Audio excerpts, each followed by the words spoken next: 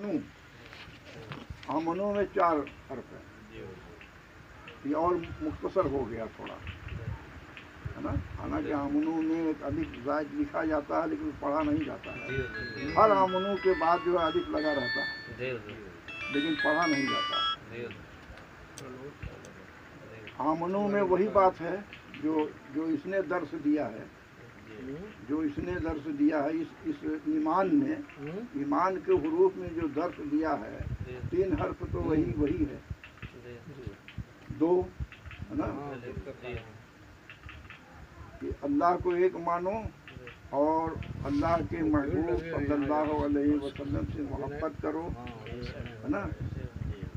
2 बात हो गई। और तीसरा जो अब नू आ रहा है, आमनू, नू, है ना। तो नू ये कह रहा है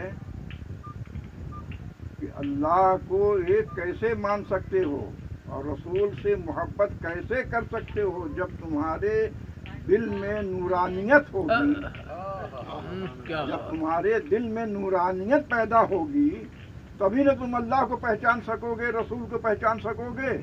तो ये नूरानियत पैदा करने के लिए आमनू वली की जरूरत है। अब ये कह रहा है कि तुम्हें वली की जरूरत है, जब तुम वली का दामन पकड़ोगे तब तुम्हें अल्लाह की पहचान, रसूल की पहचान और जो उस रास्ते में पैदा होने वाली चीजें हैं सब तुम्हें जो है पता चल जाएगा, अगरचे तुम किसी वली के दामन से वापस हो। सुभान अल्लाह, सुभान अल्लाह, हक है। वरना तुम्हारे दिल के अंदर नूरानियत पैदा नहीं हो सकती।